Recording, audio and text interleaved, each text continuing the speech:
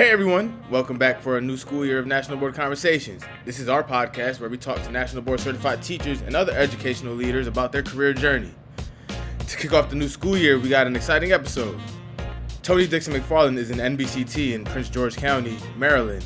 She's also on the 40 plus double dutch team. How random exciting is that? She brings a lot of personality and insight to our conversation, so stay tuned until the end. I won't hold you much longer. Here's my conversation with Toni Dixon-McFarland. Toni Dixon-McFarland, thank you for joining me on the podcast. How you doing today? I'm doing well, and you? I'm doing well. First episode of the season. I'm happy to be able to speak with you. You know, starting off the school year and hoping to get off on the right foot. Yes, absolutely. I'm excited. All right, so we're going to get right into it. Can you give us, tell us what your current role is and give us a brief intro of yourself? And then I got a couple questions to get into the Okay. personal side of you. So my current role, I consider myself a multi-potentialite, even though I am a teacher.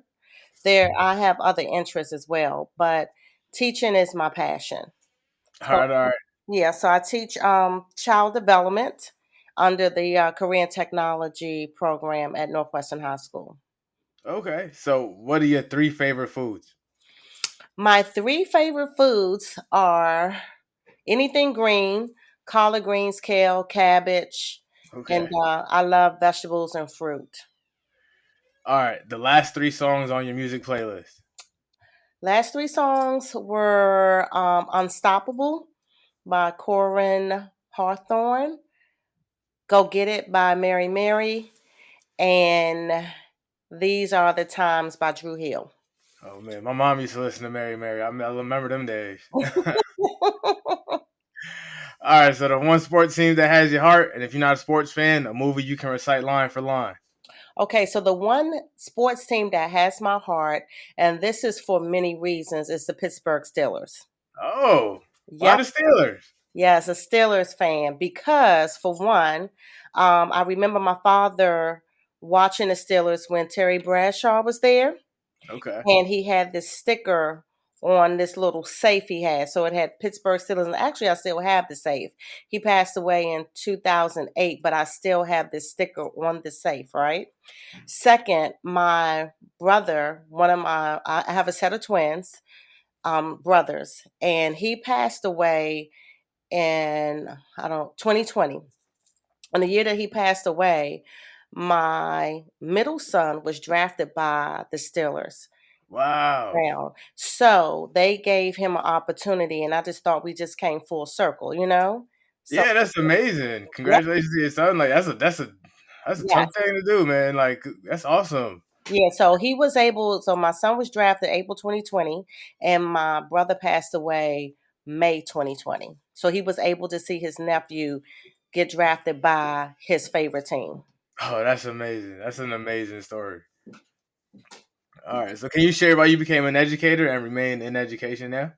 So I became an educator in 2003, and it was a career change for me because I was working for Verizon, and I had been with Verizon for 15 years.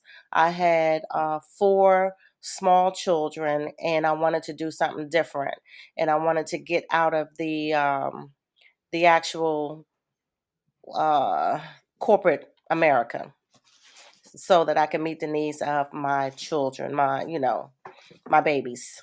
Yeah. So what were you like as a student, and how does that influence your teaching style? Whew. As a student, I was good academically, but I had behavioral issues. So I went to public school up until the time I was in the seventh grade, and I had to end up going to Catholic school. So I was not the best when it came to my behavior, but academically I did well. So as a teacher now, I am more mindful of students and how they feel. So a lot of my styles are based off of social emotional development. So what do you enjoy most about being a teacher? What I enjoy most is the growth of my students. I have my students starting in 10th grade, and they stay with me for 3 years. So they with me from 10th grade, 11th grade, and 12th grade. So actually watching the growth and then the relationships that I build afterwards. So like right now, I'm invited to weddings, baby showers, just different events. So just seeing the growth and building the relationships. And I teach the CDA program, which means my students, once they get their certification, they go into childcare. So I'm able to go into their daycare centers and actually see them teaching children. Oh And that man, you're is teaching just teachers. amazing. Yes. That's amazing. Like Yes. having those relationships. Everybody has a favorite teacher, and I'm sure you a billion of these students' favorite teacher. Yes. Yes, yes, yes. So now you're national board certified. What pushed you to pursue, and what was your journey like?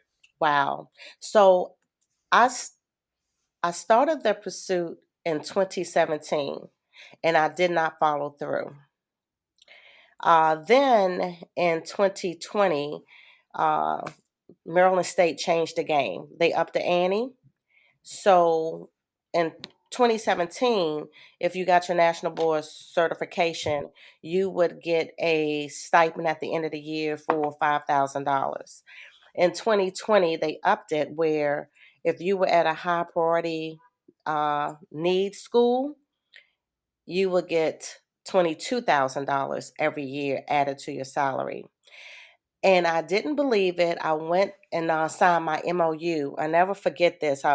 It's because they give you 3 years to get it. So when I went to sign my MOU, I'm thinking, okay, I got 3 years. I'm going to take the 3 years. I'm going to take my time with the four components because this is rather tedious. And I get there to sign my MOU, and the coordinator at the time, she asked me, this is when she told me, she asked me what school I teach at. And I said, Northwestern. And she said, you'll get $22,000. And I said, added to my salary. She said, yes. So are you going to take the 3 years? And I was like, can I? And she was like, yeah. She said, but you can do it in a year. The young lady sitting beside her, who was also a teacher and nationally board certified, she told me, she said she got her national certification in 1 year. She did all four components. And she said to me, she said, if I can do it, you can do it. And I said, you did all four components in 1 year? She said, yes. And I said, and you passed? She said, yes. She said, you can do it. And I said, and you're telling me that I'm going to get $22,000 added to my salary every single year if I pass? And she said, yes. I remember walking out the door with my back towards the door, and I said, you did say $22,000.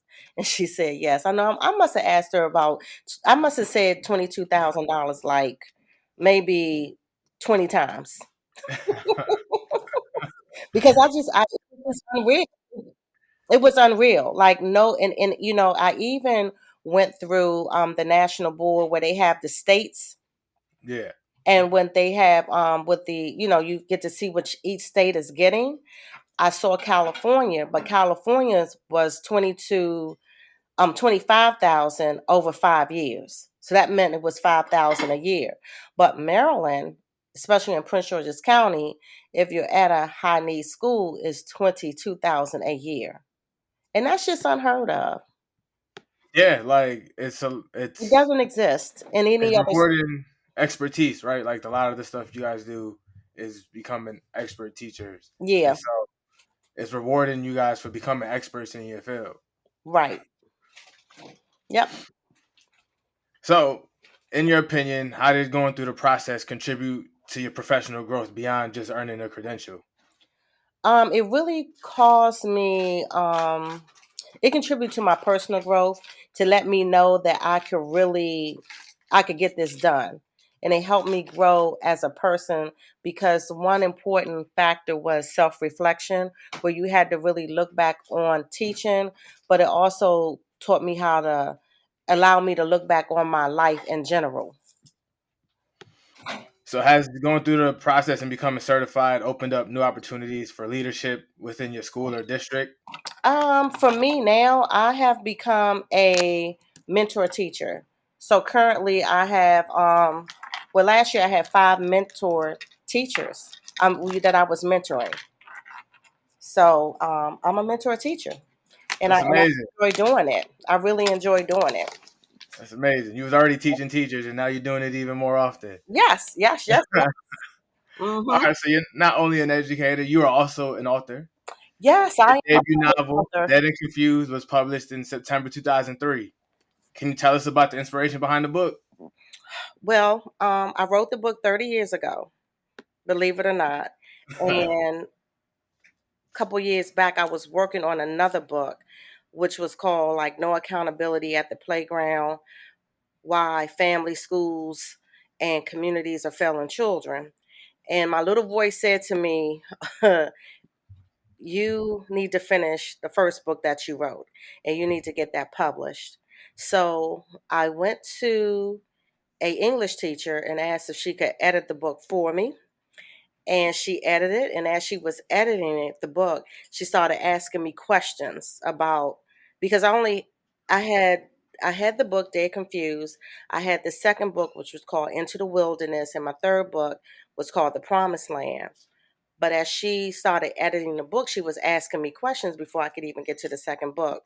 So she's working on her national board too. So she edited the book for me. And then another art teacher actually did the cover. And she's also working on her national board. Oh, that's Yep. amazing. Yeah, so the teaching group like really helped me. Really, really helped me. Yeah, and it seems like you built like you said, like built a cohort of friends out of going through the process and like or people like getting involved with it. That's pretty cool. Yeah. So how does your work as an author complement or contrast with your work as an educator? So, me teaching child development, I deal a lot with social emotional development, the domains of development, which really have me look at, I'm digging into like childhood traumas and triggers. So that kind of spills onto my creative side of writing.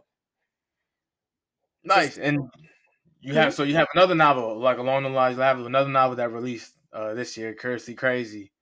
How does it differ from Dead and Confused? So Curiously Crazy is actually a spinoff from Dead Confused. So in Dead Confused, that book introduces the characters, and Curiously Crazy is a spinoff about one of the characters, and I go into her childhood to explain why she is the way she is as an adult. Okay. We have So, to so we're gonna link we definitely gonna link to both of these in the show notes. A lot of the reviews are really high. I definitely gonna pick up a copy, so hopefully I can come get it signed by you. oh, I live here in absolutely, absolutely. You make sure I sign. Yeah, and I love doing. I do a lot of book clubs. I go visit them and sign their books, and it's so amazing to hear them talk about the characters if they're real people. And I have to tell them like these are not real characters. These characters were created in my head. That's a credit to your writing.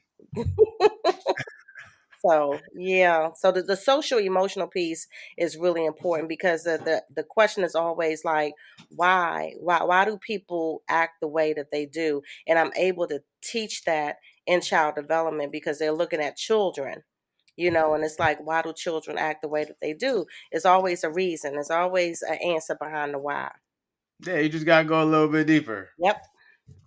So alongside being an author, you're also part of a 40 plus double dutch club. Yeah. So about 4, 5 years ago, my girlfriend called me and asked me, did I want to jump rope? And I was like, what kind of rope? And it's just, So it's, did you double dutch growing up? I did double dutch growing up. I did. And so to be a part of the 40 plus, you have to be 40 years or older in order to jump. If you're under 40, you can't join the club. So that's been really, it's been fun. And play is the first learned behavior anyway. So it takes you back into playing. Like we get to play.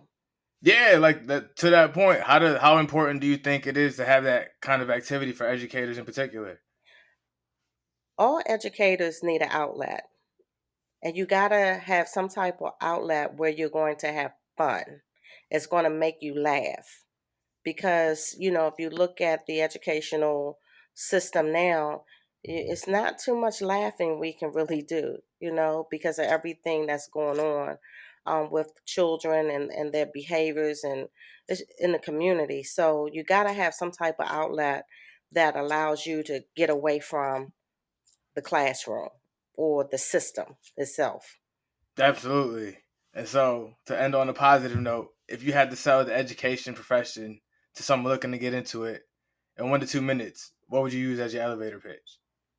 So I would say, are you passionate about making a difference in the lives of students? And do you have the desire to inspire and educate the next generation? As an educator, you have the opportunity to shape the minds of tomorrow and help them reach their full potential. When you become an educator, you can make a positive impact in the lives of families and contribute to the future of the community. So I would ask them to join, in the rewarding journey of teaching and watching students grow and thrive under their guidance. Become an educator and make a difference today. Oh man, strong, strong words. All right, so we have a feature on the podcast called the Shoulder Tap. You obviously have a lot of friends going through the national board process, so we need to get you a couple more. We're gonna have you give them a shout out. So you give them a shoulder tap. On here, it's when you tap somebody on the shoulder and let them know they're ready to become national board certified. Here, you give them a quick shout out, and we'll on social media we'll tag them and encourage them to go through the process. So, Toni Ooh. Dixon-McFarland, who are you shoulder tapping today?